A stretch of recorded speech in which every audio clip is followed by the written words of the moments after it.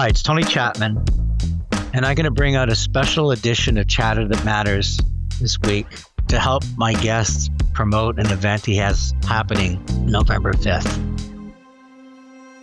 But I want to begin by all of us realizing that all around us, there's people with wounds that we can never see. But those wounds never heal. And those wounds are the result of childhood sexual abuse. It's like a machete to the heart. And one that just doesn't hurt. It creates internal bleeding forever. From that blood flows trust, confidence, happiness, and esteem, and it leaves the individual vulnerable and looking for anything that will mask the numbness. From a young age, I started crying out for help, but nobody saw it. My guest is Stewart Thompson. He carried the sounds of silence of an abused child for decades. It's easier for me to self-wallow and self-sabotage.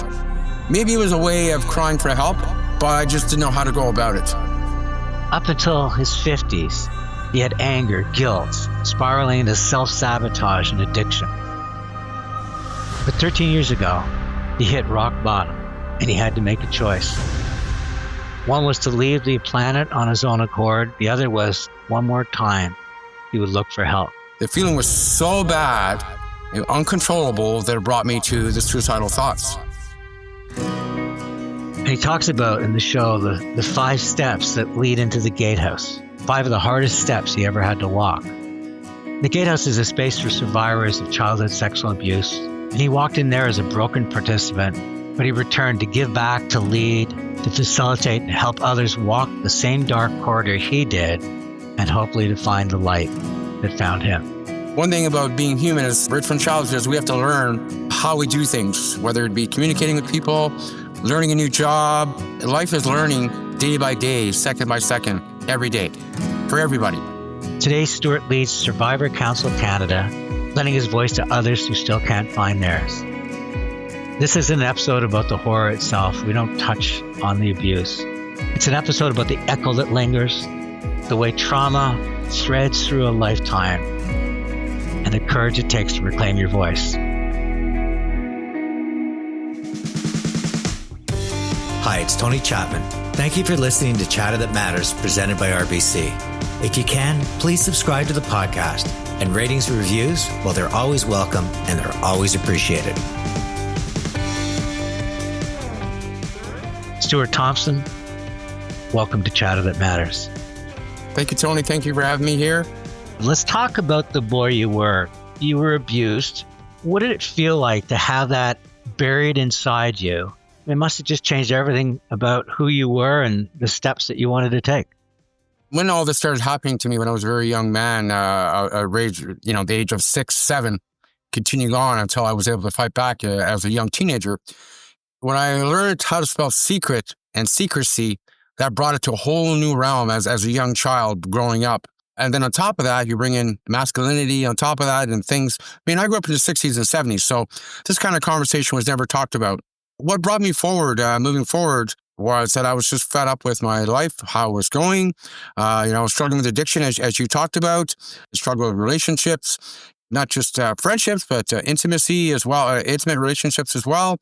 Trusting myself, no boundaries, man. I was a mess. As this abuse is happening, you describe yourself as one of the ways you reacted to it was being a train wreck out of control.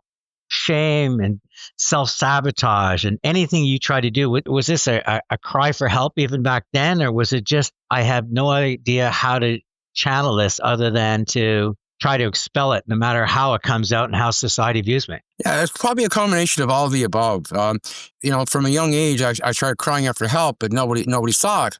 And then as I matured and got older and into adulthood and wanted to do all these adult things, little did I realize that I was still a child within and did not have any, whether it be emotional regulation or any skills to communicate with others, even to talk about this. So it was easier for me to self-wallow and self-sabotage.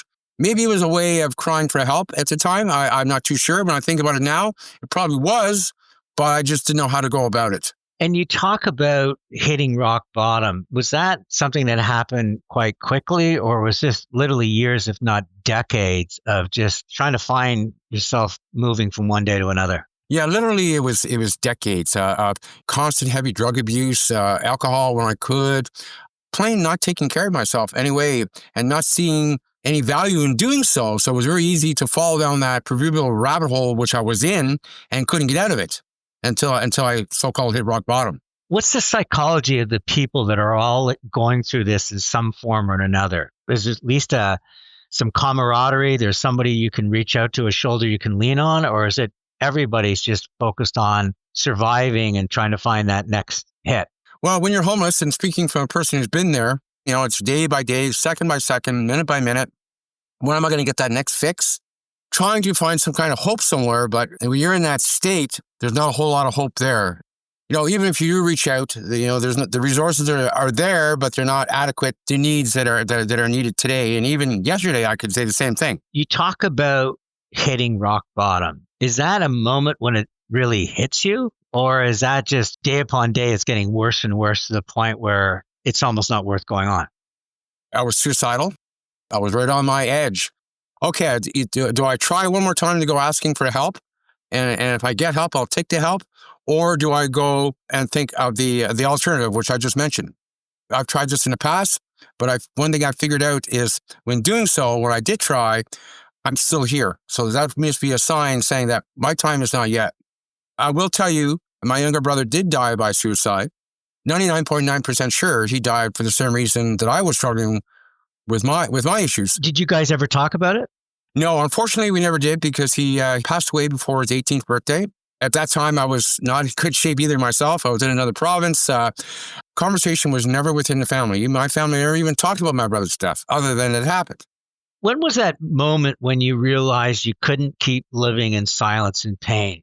It's really hard to describe, but the internal pain that I carried pretty much most of my life, and it just intensified. It was just this huge numbing feeling you had throughout your body. I used to always say before I came to the Gatehouse to get help for myself, I only know two feelings. One was being numb and the other one was being high. If anybody's ever experienced any kind of trauma or anything bad happened to them, where they get this numbness inside them, it doesn't matter whether you're male or female, the feeling was so bad and uncontrollable that it brought me to the suicidal thoughts. What am I supposed to do with this numbness, this pain? I can't get rid of it.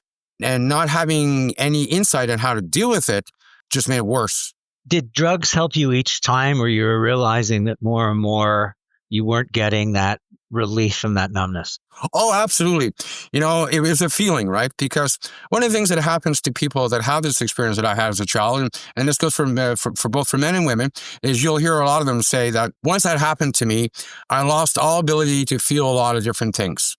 Sure, I feel anger, what happened to me, but all the other feelings associated with the so-called human connection were lost after that.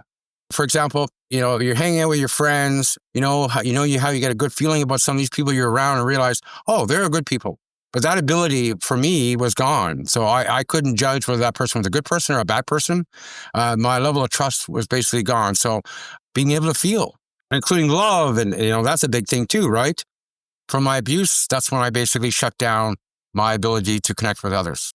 And you slowly opened the door because you described in one of your interviews that the first honest sentence you said out loud about your abuse. What was that sentence? Who'd you share it with? I don't feel alone anymore. I'm not alone anymore because I felt alone pretty much all my life. And you've taken that first door opening and you've turned it into, and this isn't the first time I've interviewed somebody that was an addict and recovering addict, and then they become a counselor. Mm-hmm. You talk about a lot your grounding methods. And I think everybody out there, certainly the vast majority are not going through what you went through. But at the same time, there's a lot of uncertainty. There's a lot of insecurity, a lot of anxiety happening in our planet right now. Tell me about one of your grounding methods that we might be able to apply to our life. Grounding is pretty much in our face. I live in Toronto, I live in Etobicoke, I live on the lakeshore, I live right on the water. So like for me, when I'm done work every day, when I go home, when I want to self-care, and I would recommend this to anybody, is I go down and I sit by the water. I don't even hear the cars or the traffic. I might hear an ambulance or a fire truck go by in the distance, but all I hear is the water splashing up against the shore. I hear the wildlife, such as the ducks and the geese and the swans, and I see coyotes, I see minks, I see skunks, I see raccoons. And for me, that is a form of grounding, and it doesn't cost you anything. One thing about the Greater Toronto Area, we're blessed with all these parks and places to go. It doesn't cost you any money to go out and go for a walk and to take it all in. That's one way you can find peace and gratitude and meditation with yourself. And you talk about grounding, but you also talk about really needing to establish boundaries. Talk to me about the boundary that you managed to put up that you felt gave you a fighting chance to go from the Stewart of the past that was contemplating leaving the planet to the Stewart of today. I think my real first big test for my boundaries was, I'm retired 30 years telecom and IT, but in my previous job before I came here, I used to be very much a yes man. So my boss would ask me, you want to work the weekend? You want to work nights? I was always there. So therefore, never giving myself the time for me. Well, as I started working on myself at the Gatehouse, and one of the things I did not have was boundaries, not just boundaries towards others, but even boundaries for myself. By coming to the Gatehouse, I learned a really good skill of saying no. So my first real test was to my boss, which I was there for a long time. For one time, I said no, and my biggest fear was, okay, I'm going to lose my job now. He wouldn't respect me, and nothing happened. And that was kind of like my stepping stone. Talk to me about the Gatehouse. How did you first learn about it? I'm going back 15 years ago now. The internet was still kind of finding its way then. I Googled, help for childhood sex abuse, and it directed me to a place in Alberta called Little Warriors. So I called them up, and then lo and behold, they told me about the Gatehouse here in Toronto. I remember coming in here, doing my intake. It took me about an hour. By January of 2011, I was in a program. It wasn't easy coming here. We often talk about the 5 steps coming up these steps coming into this house. Probably the most difficult 5 steps of my life, but not looking back on it now.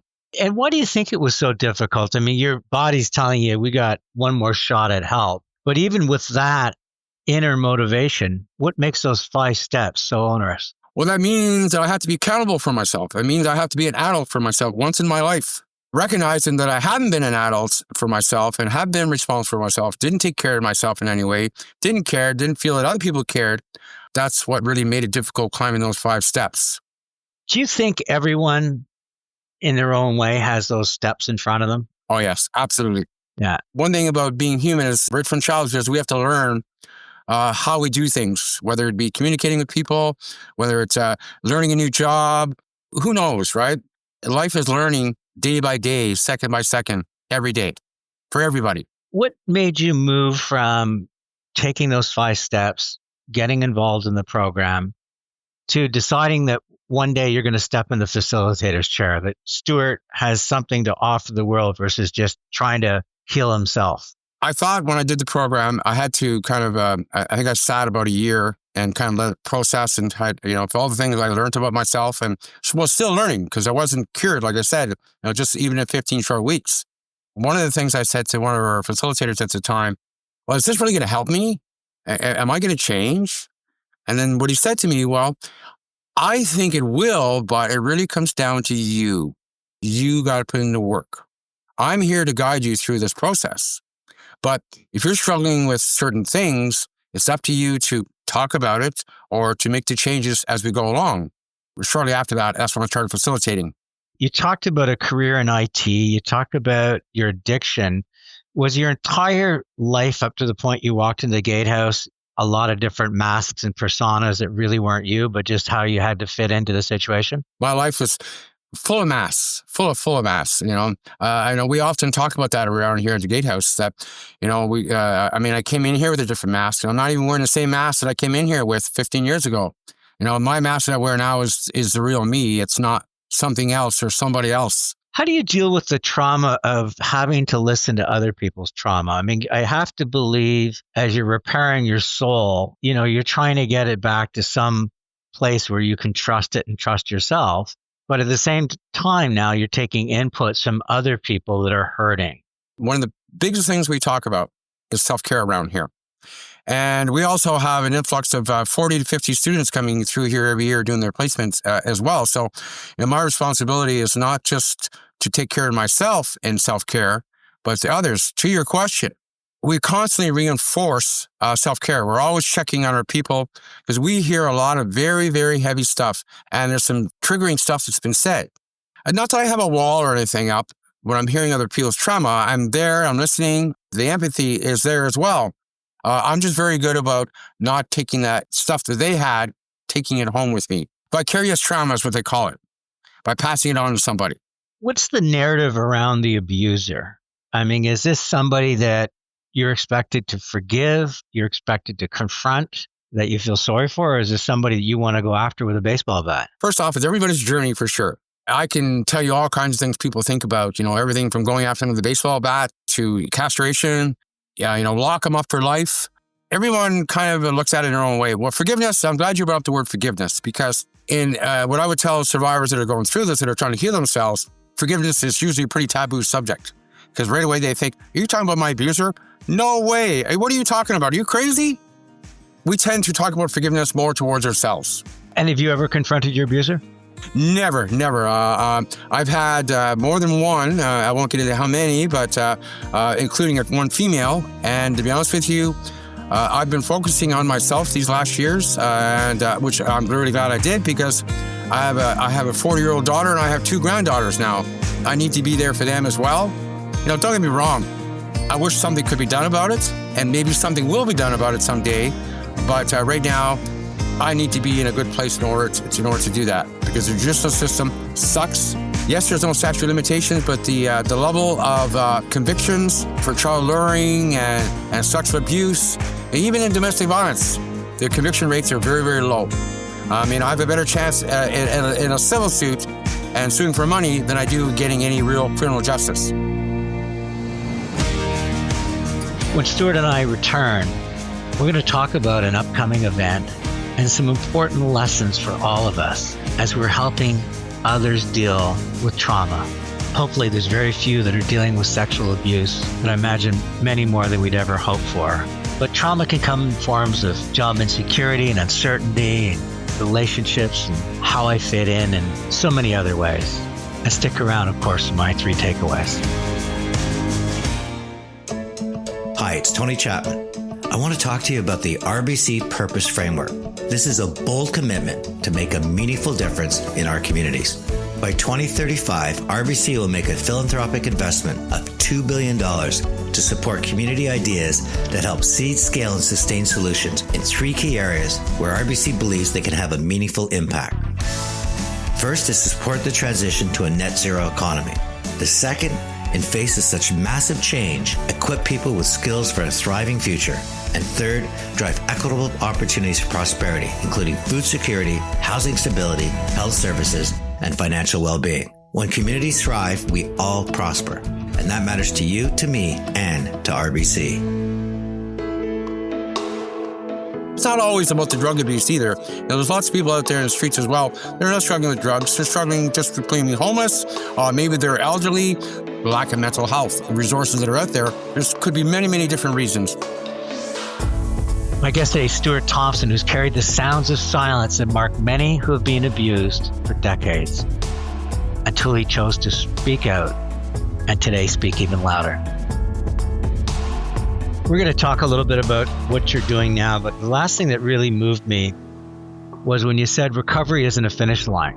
There's still scars that live with you. So how do you set boundaries around them so that you are recognizing they're there versus sounds of silence, but at the same time, learning how to cope with them? It's been a learning curve to even getting to be where I am now. So even with whatever I have left over, it certainly is not as prevalent as it was when I first came here. But I recognize that, as I pointed out, I'm not perfectly healed, and I have some things I need to, work on better. I mentioned I have a daughter and granddaughter as well. I need to focus on being able to be able to communicate openly with them, even including about my addiction and what I did to better myself, because I'm done with secrets. So as far as leftover, what I call collateral damage, leftovers, I'm just going to chip away at it.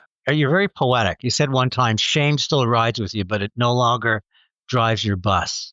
A beautiful way of telling people you can get better, but don't expect some kind of magic wand. But I'm curious about, why do we always seem to have the word shame when you were the one that was abused? Shouldn't the shame be with the abuser? Yeah, absolutely, it should be, but but there's no shoulds here. Unfortunately, shoulds don't really have no merit whatsoever. And if people think back when they were a child, or even if you have your own children, think about how impressionable they are when whether they do something bad or whether they do something good. They're looking for some kind of affirmation. Oh, I did good, and you're looking for a pat on the back. But when you're abused, what happens is a lot of times is your abuser will groom you to tell you that if you say anything, I'll hurt you or your family, as example, or they'll buy you things to help keep you quiet and hope that nobody says anything. Talk to me about Survivors Council Canada, what you're hoping to do with it, and the fact that you're no longer calling somebody in Winnipeg that's putting it into Toronto. You're trying to make this as a national program. During the pandemic, I got interviewed, believe it or not, I got interviewed by the World Health Organization. I did a documentary with them, and from there, it kind of spiraled into that.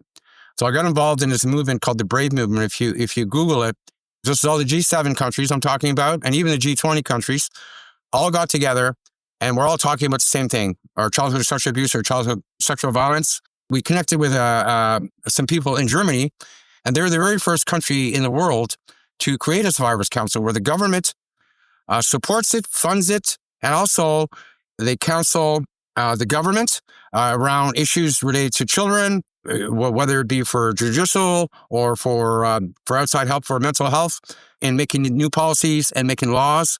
So basically, we're trying to do the exact same thing here in Canada. We've started here in Ontario. We're the first province in Ontario.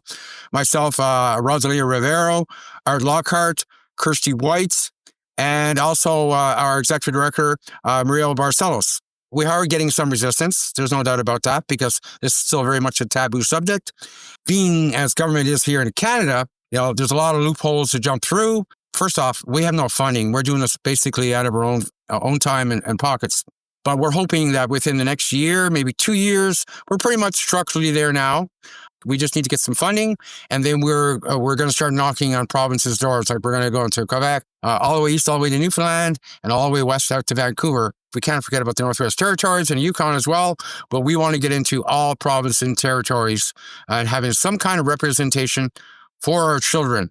How do you recommend, if someone was to approach me that had been abused, how should I react? Like, how do you support a survivor? Unless you've had the experience, you can't say you understand. I mean, language is a huge part of it, and everybody's not going to have this language. So, being supporting and not blaming you or blaming anybody. It's about focusing on you and how you're feeling, asking questions like, have you looked for help? Is there help? Can I help you maybe find some help? Maybe they want to tell you your story, but you also got to keep in mind too that that could trigger you as well. So, there's lots of things to consider when you're going to sit down and listen to somebody who wants to tell you this. Just listening is probably the biggest skill, and no judgment. And Stewart, you've really started to use your voice. And you mentioned one time that that's also part of the healing process.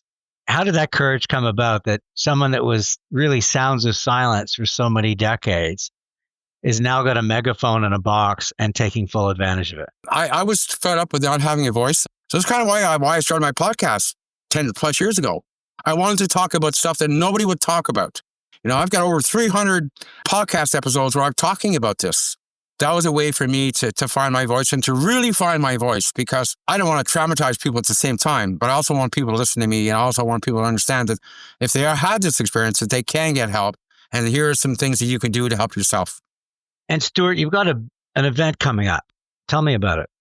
November the 5th, at Creed's Coffee House at 750 DuPont here in Toronto, we have a Man Enough to Heal event coming up. We're having an open panel, and we have men from different ethnicities, from a different place that has had this experience, and we're going to talk about the difficulties about coming forward and asking for help. The barriers behind asking for help. What could stop me from asking for help? Well, shame is what we've been talking about, for one thing for sure. Shame probably be the biggest thing that stops us from coming forward. And then the toxicity of masculinity on top of that. Now, Stewart, I enjoyed our chat today, and it really opened my eyes. And I think that's what you do so well, is that you allow people to walk in the footsteps of somebody that's been abused. You are a communicator, yet one with such humility. That would be my second point, is I can't speak for everybody, but in fact, you do have a voice that speaks for many. the fact that you say that, this is my context and my point of view, is a fantastic lesson in life for others, that instead of trying to be, take the stage of the hero, what you're really just saying is, I'm one of the people communicating and advocating change. But the final thing is the realization that there's no such thing as sounds of silence. You can't bottle this inside. To you, it manifested in a numbness, and your only escape was drugs, maybe some alcohol, as you said it. But it was only when you realized that you had to uncork that bottle and deal with it and come to terms with it and realize it's always going to be there. I think it's just fantastic insights and important lessons, because whether it's someone listening who's dealing with their own trauma, or undoubtedly someone that's listening that has someone in their life that might be reaching out, I think, Stewart Thompson, you provided us a wonderful compass, guided with a hand of somebody that's walked a lot of tough steps before you arrived at sort of age 50 at the Gatehouse and started this incredible journey forward and helping others. So I appreciate you joining me in Chat That Matters. Thank you so much for having me here, Tony. And if anybody wanted to reach out and they want to help, go to thegatehouse.org and just follow the prompts. It will help you. Once again, a special thanks to RBC for supporting Chat That Matters. It's Tony Chapman. Thanks for listening, and let's chat soon.